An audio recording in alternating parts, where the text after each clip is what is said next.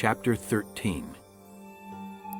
And the dragon stood on the shore of the sea, and I saw a beast coming out of the sea.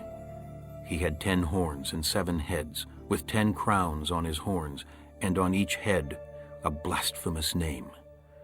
The beast I saw resembled a leopard, but had feet like those of a bear, and a mouth like that of a lion. The dragon gave the beast his power and his throne, and great authority. One of the heads of the beast seemed to have had a fatal wound, but the fatal wound had been healed. The whole world was astonished and followed the beast. Men worshipped the dragon because he had given authority to the beast, and they also worshipped the beast and asked, "Who is like the beast? Who can make war against him?" The beast was given a mouth to utter proud words and blasphemies, and to exercise his authority for 42 months. He opened his mouth to blaspheme God and to slander his name and his dwelling place and those who live in heaven. He was given power to make war against the saints and to conquer them, and he was given authority over every tribe, people, language, and nation. All inhabitants of the earth will worship the beast, all whose names have not been written in the book of life belonging to the Lamb that was slain from the creation of the world. He who has an ear, let him hear. If anyone is to go into captivity he will go.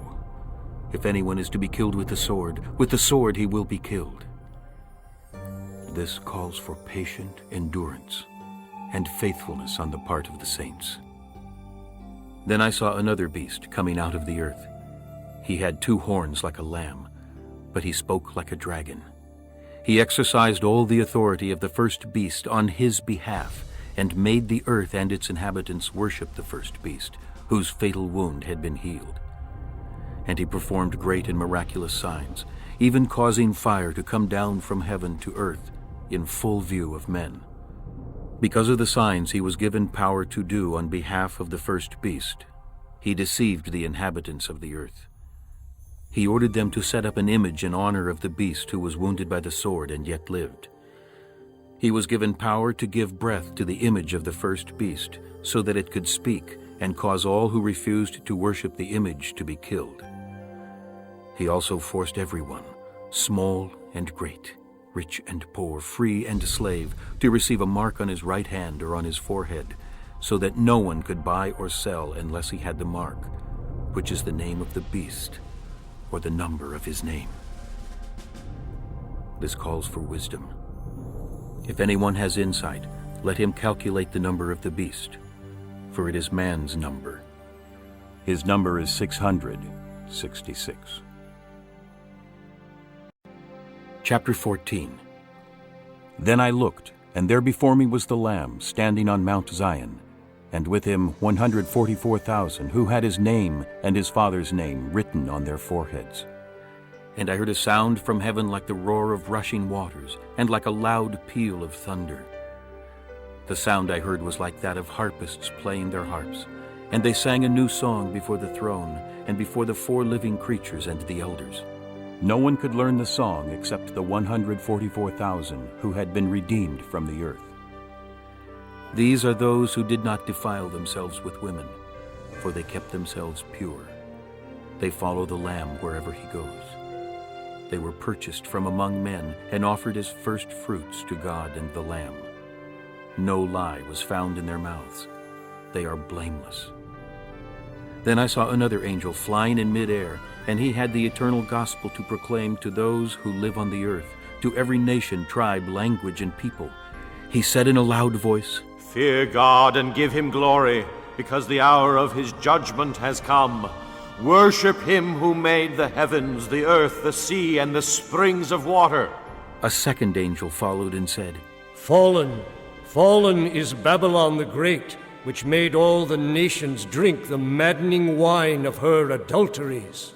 A third angel followed them and said in a loud voice, "If anyone worships the beast and his image, and receives his mark on the forehead or on the hand, he too will drink of the wine of God's fury, which has been poured full strength into the cup of his wrath. He will be tormented with burning sulfur in the presence of the holy angels and of the Lamb. and the smoke of their torment rises forever and ever.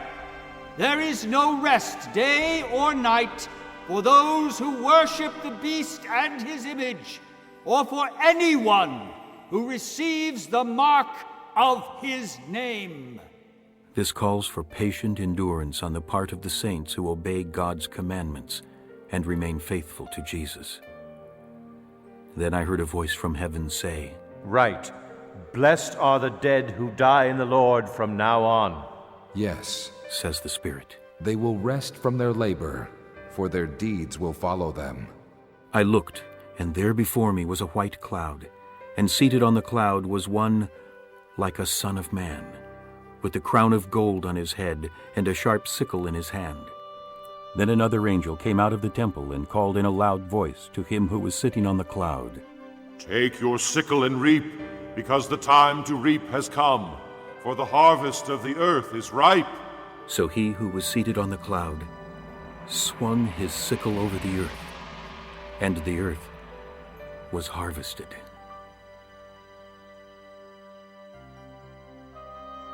Another angel came out of the temple in heaven, and he too had a sharp sickle. Still another angel, who had charge of the fire, came from the altar and called in a loud voice to him who had the sharp sickle, Take your sharp sickle and gather the clusters of grapes from the earth's vine, because its grapes are ripe. The angel swung his sickle on the earth, gathered its grapes, and threw them into the great winepress of God's wrath. They were trampled in the winepress outside the city, and blood flowed out of the press, rising as high as the horses' bridles for a distance of 1,600 stadia.